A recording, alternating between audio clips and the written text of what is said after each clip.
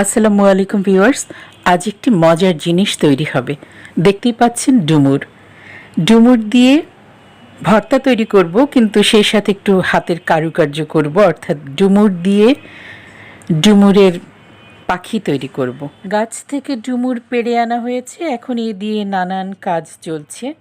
আজকের ভিডিওটি একটু বড় হতে পারে, দয়া করে সম্পূর্ণ ভিডিওটি দেখুন, সময় নিয়ে একটু দেখুন, তাহলেই বুঝতে পারবেন। এখানে আসলে আজকে আমি অনেক কিছু রান্না করব বলে নিয়েছি। আসলে রান্না বাড়া তো থাকি, তাই না? লাঞ্চে বিশেষ করে, আবার ডিনারেও বেশ কিছু রান্না করতে হয়।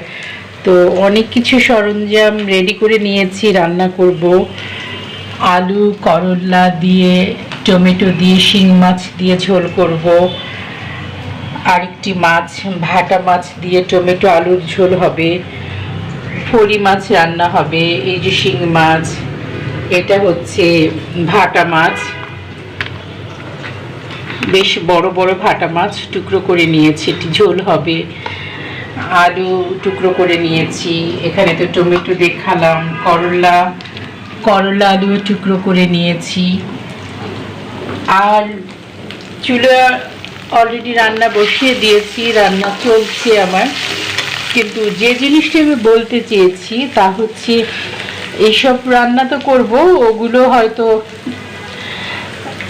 সেভাবে বলার মতো নয়। মেইনলি যেটা আমি বলতে চাচ্ছি যে আজ আমি ডুমুর ভাজি করেছি আগে, এখন আমি ডুমুর ভর্তা করব। তো এই যে আমি ডুমুর টুকরো করে নিয়েছি, আমি দেখিয়েছিলাম গাছ থেকে পেড়ে ডুমুর টুকরো করে সিদ্ধ করে ডিপে আমি প্রিজার্ভ করে রেখে দিচ্ছি সারা বছর খাওয়ার জন্য। আর কি মানে ফ্রেশ কিছু ডুমুর ভর্তা করব, ভাজি অলরেডি করে ফেলেছি, এখন ভর্তা করব। তো ডুমুর চিংড়ি মাছ দিয়েও ভর্তা করা যায়, শুধুও ভর্তা করা যায়, আবার একটু অন্য টাকি মাছ বা অন্য যে কোনো মাছ দিয়ে ভর্তা করা যায়। তো আজ তো টাকি মাছ নেই, কিন্তু টাকির মাছের মতো দেখতেই দেখলাম ভাটা মাছ যেহেতু রান্না করব, হাতের কাছে আছে, তাই ভাবলাম এটি দিয়ে একটু ডুমুর ভর্তা খেয়ে দেখি কেমন লাগে। তো এই যে আমার ডুমুর টুকরো করে নেওয়া, সিদ্ধ করে নিব, শুধু লবণ দিয়ে সিদ্ধ করব ডুবো পানিতে। আর এখানে পেঁয়াজ রসুন, একটা বড় পেঁয়াজ, দু কোয়া বড় রসুন, চার পাঁচটা ঝাল যেমন খান তেমন মরিচ, আর আমি এখানে বড় দেখে 3 টুকরো মাছ নিয়েছি। মাছটা লবণ হলুদ দিয়ে ভেজে নিব। আর ডুমুরটা সিদ্ধ করে হালকা একটু, মাছ ভাজার পরে যে তেল থাকবে তাতে একটু নাড়াচাড়া করে নিব, মরিচ ভেজে নিব, আর ওখানে পেঁয়াজ রসুনটা একটু হালকা নাড়াচাড়া করে নিব। তো যাই হোক, এখন রান্না শুরু করি। রান্না করতে করতে বাকিটা কথা বলবো। তো চলুন রান্না শুরু করি। সামান্য লবণ ও হলুদ দিয়ে মাছ মেখে নিয়ে অল্প তেলে এপিট ওপিট করে বেশ ভালো করে ভেজে নিচ্ছি।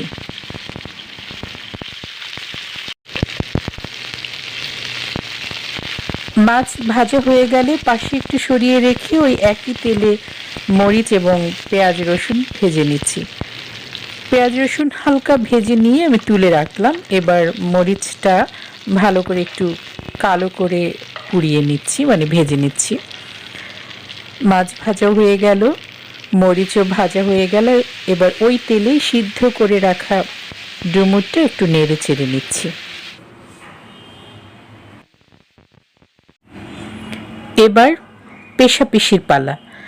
পাটাতে যেহেতু ভর্তা করব, তাই মাছের কাটা বেছে নিচ্ছি। খুব বেশি কাটা নেই এ মাছে, মাঝখানে একটি বড় কাটা মাত্র।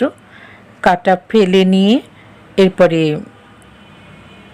ভালো করে পেঁয়াজ রসুন মরিচ এবং সামান্য লবণ দিয়ে ভালো করে মেখে নিব, মানে পিষে নিব।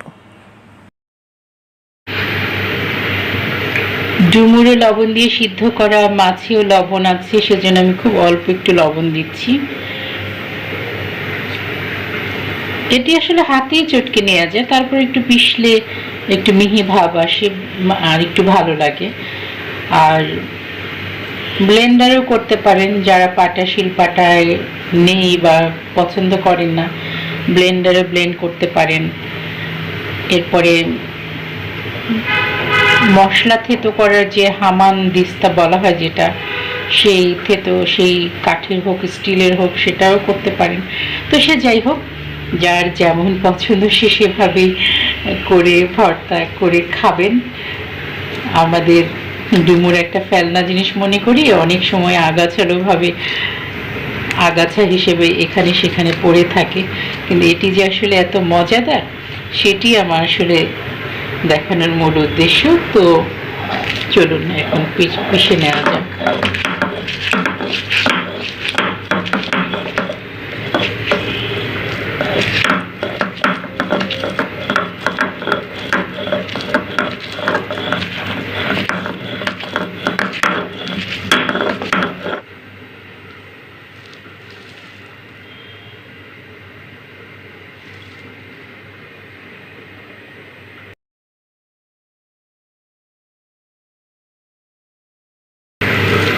এই যে আমার মাছটা পেশা হয়ে গেছে, মাছটা আমি আগে নামিয়ে নিচ্ছি। এখন আমি ডুমুরটা পেশবো।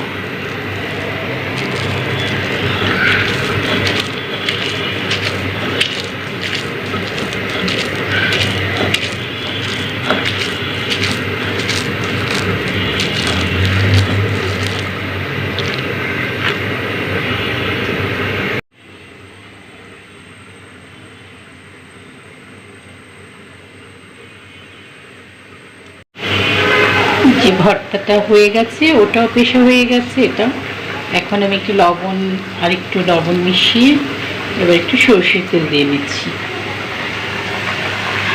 পাশে দেখুন ভাত, এটি দিয়ে কি করবে জানেন? কি করব, আচ্ছা আগে একটু সরষের তেল দিয়ে নিচ্ছি ভর্তায়। সরষের তেল দেওয়া শেষ, এখন এটা মেখে নিচ্ছি, একটু ভালো করে মেখে নিচ্ছি।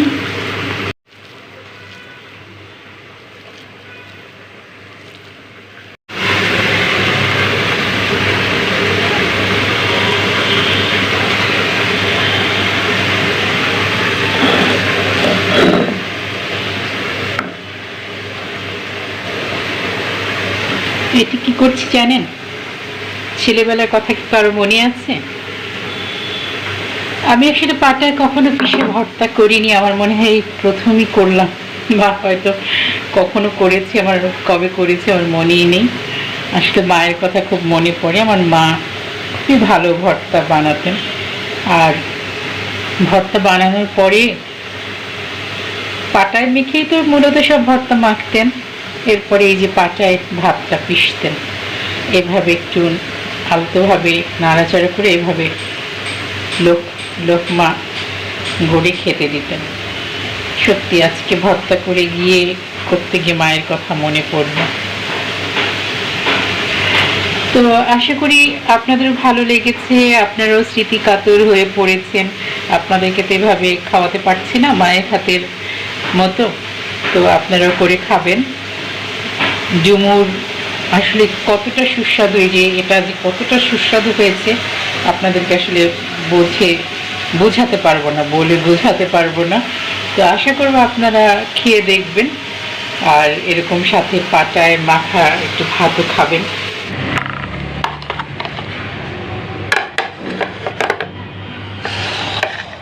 রান্না করতে করতে একটি মজার কথা মনে পড়লো। রান্নাটি যখন রান্না তো করলাম, ভর্তার কথা বলছি। ভর্তা যখন করলামই একটু সুন্দর করে ডেকোরেশন করে খেলে কেমন হয় বা আপনাদেরকে একটু দেখাই। তো আমি একটু এখানে একটা কবুতরের বাচ্চা, মোট কথা একটা পাখি বানাবো, একটু চটপট করে এক হাত দিয়ে, আসলে আমি এক হাত দিয়ে ক্যামেরা ধরে আছি তো, আর এক হাত দিয়ে আমি বানাচ্ছি জাস্ট আপনাদেরকে একটু দেখানোর জন্য। এরপরে আমি পুরোটা ভালো করে শেপ দিব। তো এই যে চোখের জন্য আমি একটু চোখ বানিয়ে দিলাম, এপাশে একটা চোখ গোলমরিচ দিয়েই চোখ তৈরি করলাম। এভাবে আলু ভর্তা বা যে কোনো একটু শক্ত ধরনের ভর্তা দিয়ে এভাবে পাখি বানিয়ে নিতে পারি। আমার একটু কাঁচামরিচ নিয়ে শুকনো মরিচ যেহেতু পোড়াচ্ছিলাম, তো শুকনো মরিচটা আমি একটু ঠোঁটের মতো করে ঠোঁট লাগিয়ে দিচ্ছি।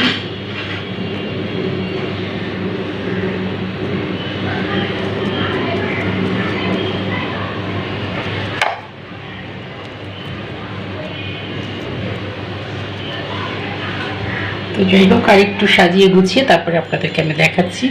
আর এই যে ভাত রেখেছিলাম, ভাতটাকে একটু গোল গোল করে মুঠি পাখি একটু ডিম বানিয়ে ওখানে দিয়ে দিই, তাহলে দেখতে আরও ভালো লাগবে, খেতেও ভালো লাগবে। এরকম পুরোটা এবার একটু সাজিয়ে গুছিয়ে তারপরে আপনাদের সামনে পরিবেশন করছি। দেখা যাক আর কীভাবে সাজানো যায়। ভেবেন না এটা ক্ষেত থেকে একেবারে ধানের গোড়া কেটে নিয়ে এসেছি। পাখির বাসা তো একটু এরকম হয় বন জঙ্গল দিয়ে, তাই না? তো বন জঙ্গলের কোথায় পাই, হাতের কাছেই হঠাৎ মনে পড়লো ফ্রিজে কিছু লেমন গ্রাস মানে থাই পাতা রাখা আছে। থাই পাতা আমি এভাবে মানে সিজনাল যখন পাই বাজারে কিনে এনে এভাবে টুকরো করে ডিপ ফ্রিজে রেখে দিই। তো ডিপ ফ্রিজে রাখলে অনেক দিন হয়ে গেলে একটু সবুজ ভাব কমে যায়, তাতে কি গন্ধ অটুট থাকে। তো আমি এখন এই থাই পাতাটা একটু ওর এই যে দেখতে পাচ্ছেন এইগুলো ভাত মেখেছি, যেটা ভাত মাখা দিয়ে একটু ডিম বানিয়ে নিলাম। আর ভর্তাটা ডুমুর ভর্তা দিয়ে একটা পাখি গড়ে নিলাম। এখন পাশে এই লতা পাতা দিয়ে একটু সাজিয়ে নিচ্ছি, মানে একটু প্রাকৃতিক ভাব ফুটিয়ে তুলছি।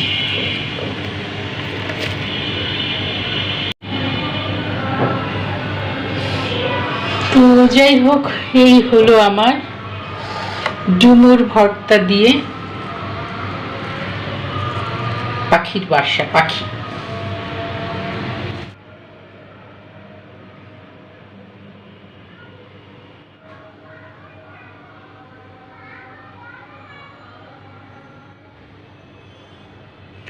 না, সে গাছপালা নিয়ে পাতা পোতা নিয়ে ভালোই আছে, লতা পাতার মধ্যে সে বেশ সুখে শান্তিতে আছে।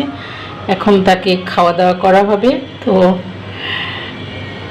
একটু ঝটপট করে একটু হাতের কাজ বানিয়ে নিলাম। আসলে মাঝে মাঝে অনেক কিছু বানাই, কিন্তু সেভাবে দেখানো হয় না, করার সুযোগ হয় না। আজকে হঠাৎ করে মনে হলো, আরে আমি তো আগে অনেক কিছুই বানাতাম, শিল্পকর্ম করতাম, তো একটু ভর্তা দিয়ে একটা ঝটপট বানিয়ে দিই।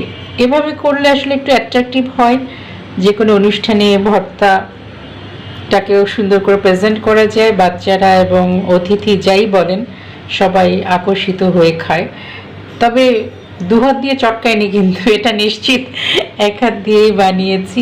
আশা করি ভর্তাটি দেখে ভালো লেগেছে, আপনারা এভাবে করে খাবেন, আপনাদেরও ভালো লাগবে।